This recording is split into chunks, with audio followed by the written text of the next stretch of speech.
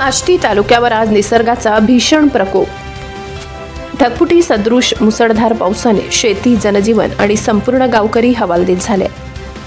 केड, पिंपळगाव घाट आणि तलाव ओव्हरफ्लो झाल्याने देऊळगावचा घाट, हरेवाडी, मराठवाडी, बारव, दौलव, वडगाव, बांदखेल या भागांमध्ये सकाळपासूनच पूरस्थिती निर्माण झाली आहे। नद्यांना आलेल्या पुरामुळे शेतीचे मोठे नुकसान झाले। फळबागा, सोयाबीन, कापूस, मका, बाजरी, उडीद, मूग, तूर आणि कांद्याच्या पिकासह शेतकऱ्यांचे लाखो रुपयांचे नुकसान झाले।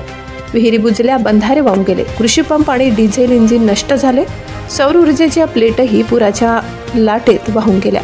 जनावरांचा चारा देखील मोठ्या प्रमाणात नष्ट झालाय। अनेक गावांमध्ये विजेचे पोल पडल्याने वीज पुरवठा देखील खंडित झालाय। सुदैवाने आतापर्यंत कोणतीही जीवितहानी झाली नाही अशी माहिती प्रशासनाने दिली आहे। मात्र परिस्थिती गंभीर असून नदीकाठच्या भागातील नागरिकांनी सावध राहण्याचे आवाहन करण्यात आले। केडगावचे सरपंच सचिन दळवी यांनी सकाळपासून नागरिकांसाठी मदत कार्य हाती घेतले। युवा नेते जयदत्त भैया धस यांनी नुकसानग्रस्त गावांना भेट देऊन शेतकऱ्यांना दिलासा दिला।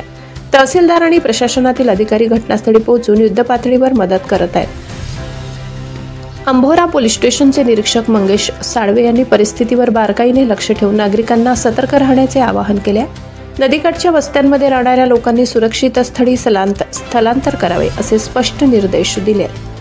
आष्टीचे लोकप्रिय आमदार सुरेश अण्णा धस यांनी संबंधित विभागांना तातडीने मदत कार्य सुरू करण्याचे आदेश दिले। निधी आणि आवश्यक सेवा लवकर उपलब्ध करून देण्याचा प्रशासनावर भर दिला जात आहे। हवामान खात्याने पुढील काही तास मुसळधार पावसाचा इशारा दिलाय, त्यामुळे नागरिकांनी सतर्क राहून प्रशासनाच्या सूचनांचे पालन करणे आवश्यक आहे।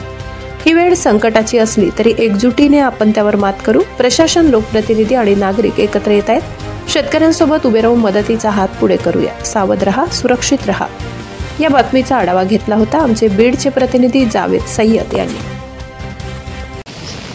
या ठिकाणी अतिवृष्टी आणि ढगफुटीचा महाअवतार आपल्याला 1980 नंतर आमच्या केळेचे पाहायला मिळाला।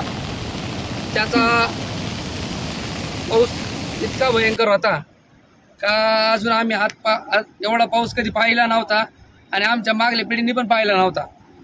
आम्हाला हे आठवत पण नाही। याच्यात भरपूर शेतकरी असतील, त्यांचं कांद्याचं कोणाचं नुकसान असेल, कोणाचं सोयाबीनचं नुकसान असेल, कोणाचं माल गेला असेल, या सगळ्यांचं या ठिकाणी नुकसान झालेलं आहे।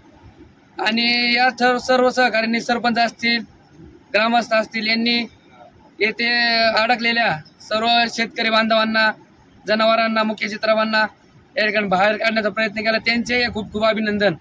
आम्हाला मध्ये जो पूल केलेला आहे तिथं पण दुर्घटना झाल्यामुळे आम्हाला पण इकडे येता आलं नाही। सरपंचांनी सगळी परिस्थिती या ठिकाणी सावरली आणि त्यांनी आमदार सुरेश अण्णा धस यांना पण फोन करून सगळी परिस्थिती सांगितली। त्यांनी जयदत्त भैया धस यांना पण पाठवून दिलं आणि थोड्याच वेळात बीड जिल्ह्याचे खासदार बजरंग बाप्पा पण या ठिकाणी येणार आहेत। आपण त्यांच्या पण कानावर ही परिस्थिती घालणार आहेत।